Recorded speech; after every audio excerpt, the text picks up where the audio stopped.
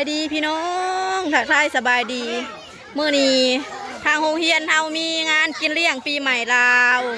เด็กๆสิเซอร์ไพรส์แม่ครูบาทนี่น้องๆนักเรียนมาสิเซอร์ไพรส์วันเกิดแม่ครูพี่น้อง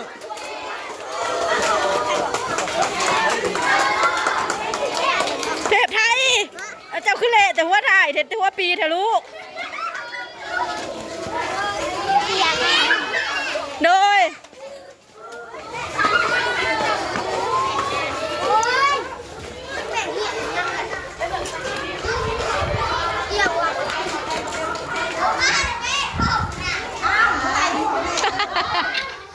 ฟาดมีหอดท้องขวัญเสื้อผ้าแม่ครู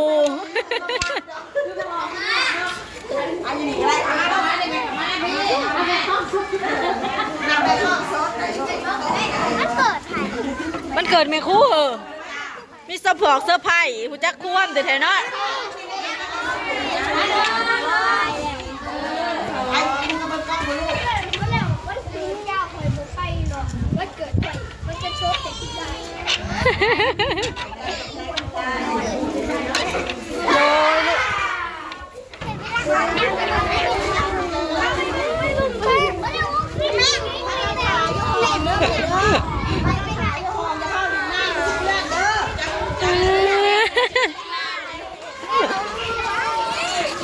มื้อนี้ทางโรงเรียนเพิ่น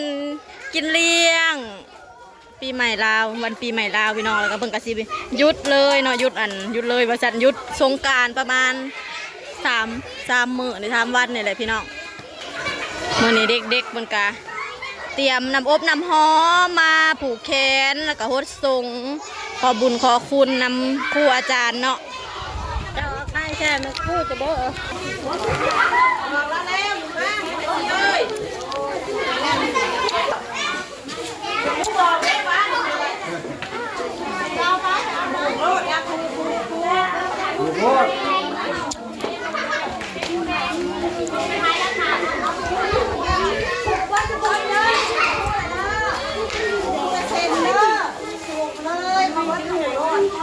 ปูกระว่าวน้ำนะแม่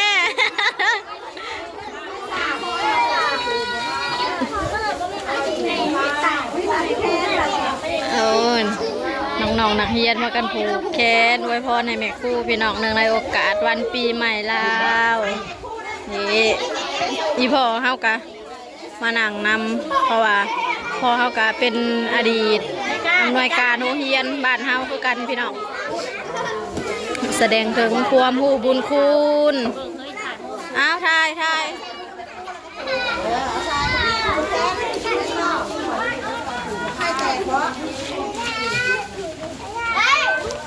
ยังน้อยจะเข่าลูกยังคนยังร้ายอยู่อย่าญาติกันเข่าเปลี่ยนการเขา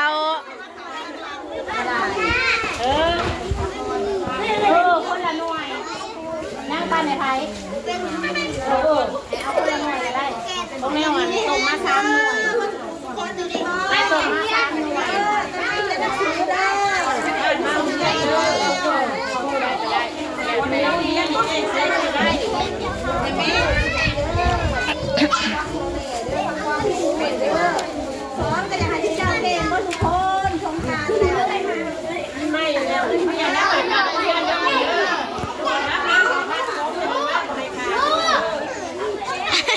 จนบ่เห็นแม่ครู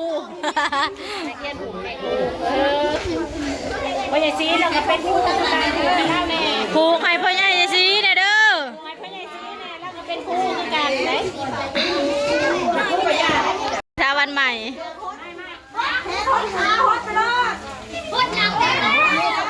ว้าผูกก็เป็นได้ผูกก็เป็น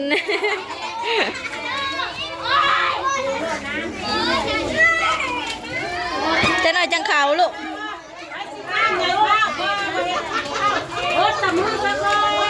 เออ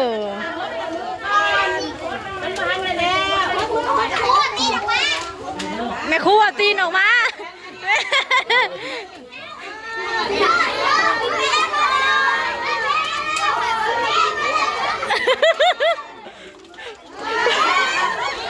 อ้าว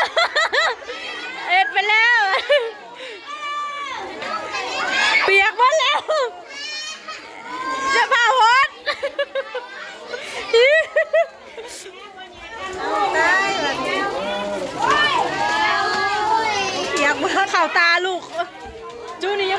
บอกอยู่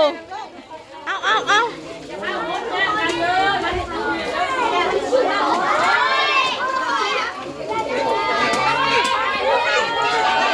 กระเจียว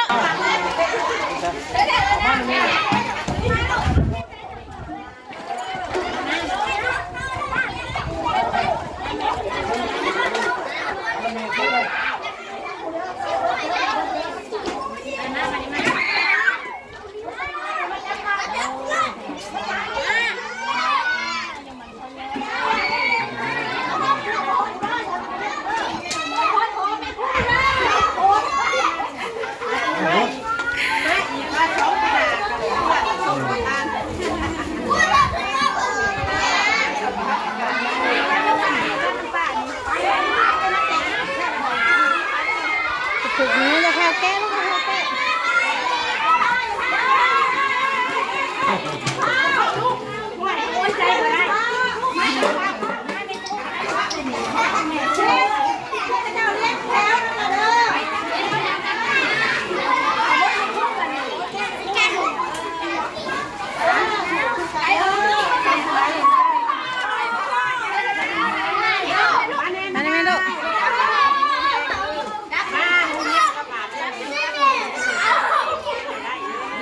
นักเรียนหัวญาติมาคู่เลยวันนี้ไหนพลาดเนี่ย อย่าพ่อลูก ปวดออกเด้อพลาดเฮ้ย เอาไปป้าไปรถเลยมันมีร้านแล้วป้าไปรถเลยป้าไปรถเลยมาหาเอาไปป้าไปรถไปหาหน้าหน้าโน้ตเลยคู่ไปจักคู่เลยแม่เอ้ยลูก ไม่กล้ามาเลย ใจเด้อ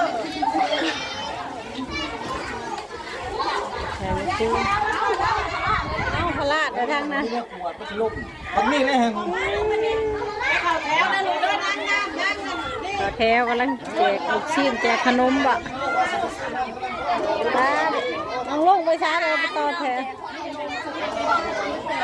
กันกินทันกันกินนักปลาไว้ มันเทิงมาก ตาม่วนเนาะ วันคล้ายวันเกิดของลูกที่เลยไป โอ้ยเสียใจ ลูกห้าวอยู่ปุ๊บ วันที่7นี่แหละ ได้ปันไดเห็น ความหมายว่าตะกี้น่ะตั้งใจว่าสิมาเฮ็ดแต่กุจีนเนาะเพราะว่า ลู เพิ่ ก น เคยลุงขาวพี่น้องพี่แปะเพิ่นมาแต่ไทยเพิ่นเลย เลยว่าอยากไปช่วงนั้นแต่ผมมีโอกาสได้มาเลยมีโอกาสได้มาช่วงปีใหม่ลาว แจกของกินเด็ก เลยมีโอกาสมาเฮ็ดกิจกรรมเล็กๆน้อยๆเนาะ เราไปเบิ่งมียังไง มากด้วยมูลค่าแล้วก็มันก็มากด้วยคุณค่าทางจิตใจมาในหนังซะ ใส่กระโปรงงามใช่ปะเนี่ยเบิ่งทางล่างแล้วว่าผู้สาวมาได้ใส่มีข้าวผัดพี่น้อง แล้วก็สิมีอุปกรณ์การเรียนแหน่จังน้อยถึงว่ามันใกล้สิปิดเทอมแล้วกับผมเป็นหยังผมมีโอกาสได้เขียนอยู่โรงเรียนก็มาเขียนอยู่ที่บ้าน เราแจกคุณนึงไปแจก สอ คุณนึงแจกเข้ามาไหมอ้อนเข้ามาเป็นลูกมาแจกให้พวงมาใส่ให้พวงได้นะ ประมาณ2 เดือนทางหน้าโอเคแต่ว่าในช่วงนี้ปีใหม่ลาวในระหว่างวันที่ เด้ผู้ไปแจกกันแจกนะแม่สวย 14 15 16 แจกไปเลย เด็กๆรอเรียนแถวรอคิว เดือนนั้นก็สิมันสดเชย โอ้ยสาวยิงกับบ่าวเอสอยู่ทางหนา มีโอกาสได้ใช้อยู่ซั่นน่ะเอ้ากะสิบ่มีหยังหลายเนาะพ่อก็ขอเป็นตัวแทนให้ลูกๆทั้ง3นี่แหละอันนี้คนนี้ชื่อเจียแปะเพิ่นห้องง่ายๆแปะบ้านที่ลูกเขยบ้านที่ในนอกของเราโอเคแล้วก็เพื่อนเขาอีกคนนี้ ให้ก้าวให้มันนายกินข้าวต้มขนมพี่ลูกมา เรียนอยู่พร้อมนี่แล้วก็ สอยกันพี่น้อง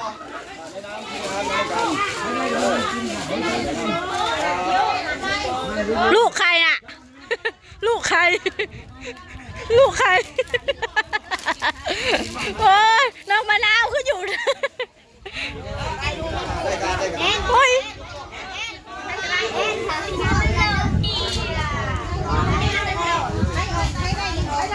เด็กเขาจะ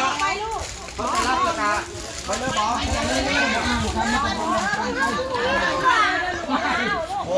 ไอ้ที่เขาก้อนทางที่จะอยู่ของกันเนาะผมรับ เฮ้ยนะจ้า ตอนนี้เขากะแจกทุกอย่างแล้วเลยพี่น้องตอนแจกก็หอมบริถ่ายเนาะวุ่นวายแหงแจกซอยกันก็สิมีดีโดมีข้าวพัดมี1 ฮอนดอกแล้วก็มีอุปกรณ์การเฮียนพี่น้องปอกปึ้มซอเนาะ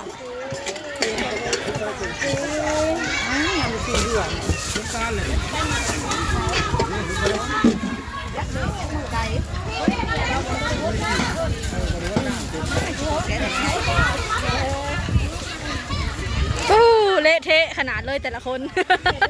แล้วว่าหลินสงกรานต์ค่ะ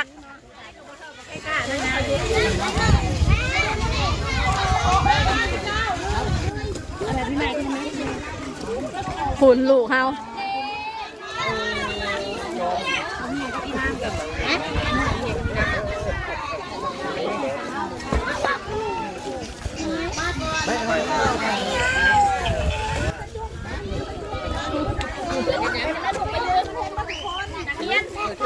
ไปยืนมาเด็ก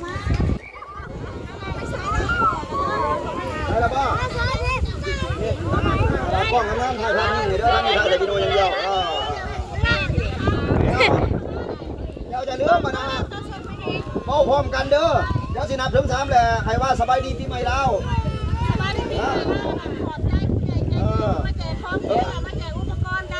โอเคให้มีคู่พาเบ้าสานให้มีคู่พาเบ้าเอานับถึง3เด้อ1 2 3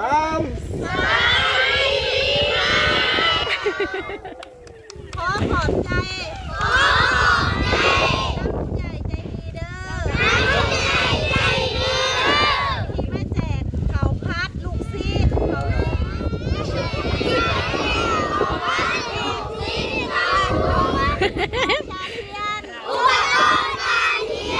ขอบใจละลายขอหายโศกมาลำรวยขอโจ๊กขอขอบใจ โอเคเอาตัวมือเจริญแล้ว แล้ว โอเค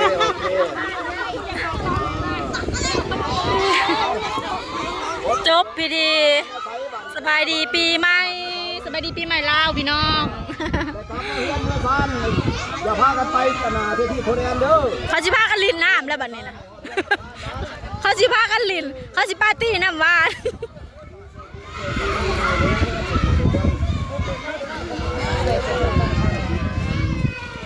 ลูกไม่ใหญ่อันนี้เพิ่น